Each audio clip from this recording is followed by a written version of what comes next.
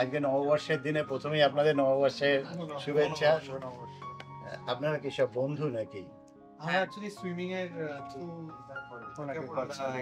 আচ্ছা, এখানে আলাপ কতদিন? 1 বছর ধরে। বছর বেশি। দেখিয়েছেন কে? আমরা আলোচনা করেছি। আলোচনা ব্যাপারটা হচ্ছে যে সুইমিং পুলে বিভিন্ন ধরনের আলোচনা হয়, তার মধ্যে অ্যাস্ট্রোলজি একটা টপিক যেটা সবাই কভার করতে চায়।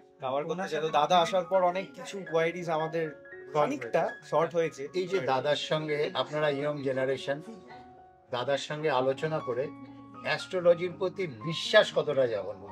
না, আগে থেকে তো ছিল, কিন্তু উনি এই যে আউটসাইড ওয়ার্ল্ড দেখা, সুইমিং পুল একটা মানে কি বলবো রিল্যাক্স ওয়েতে যখন কথা বলি, তখন উনি মানে মাইন্ড ফ্রি করে যখন কথা বলি, তখন অনেক কিছু জানা যায় যেটা মানে আমরা জানতাম না বা কেউ বলে না মানে সচরাচর।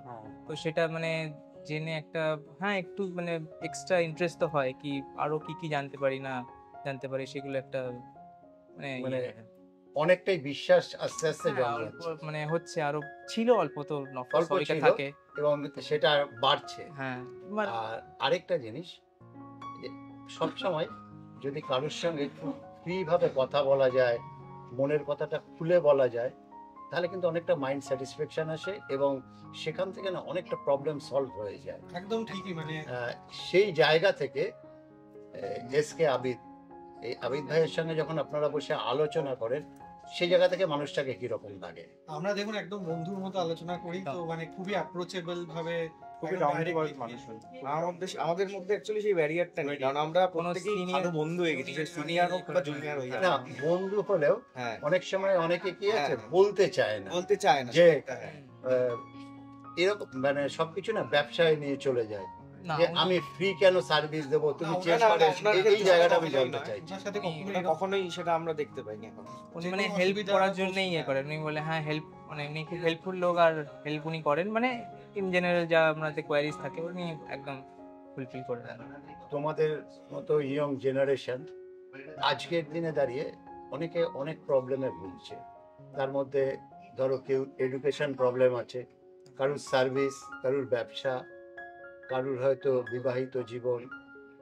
সেই সমস্ত ক্ষেত্রে যেহেতু তোমরা বন্ধুর মতো মিশেছ, এসকে আবিদ ওনার কাছে যদি আসেন, তাহলে কি কিছুটা হলো সঠিক পথ পেতে পারেন? কি বার্তা?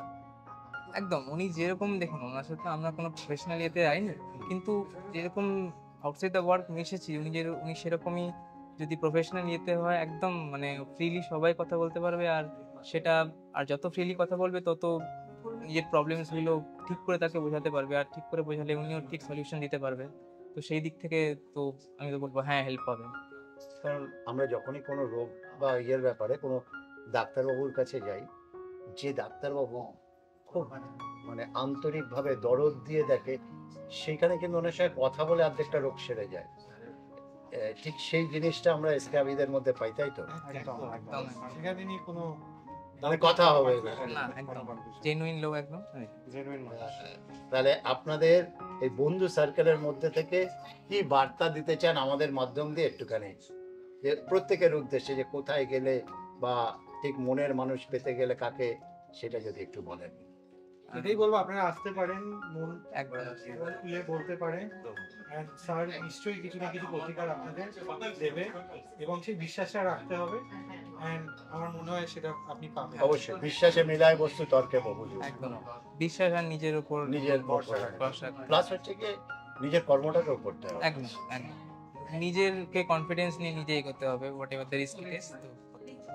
আপনাকে প্রত্যেককেই নবগ্রহ জেমসের তরফ থেকে এবং আমাদের সবার তরফ থেকে মানে নববর্ষের শুভেচ্ছা। Thank you.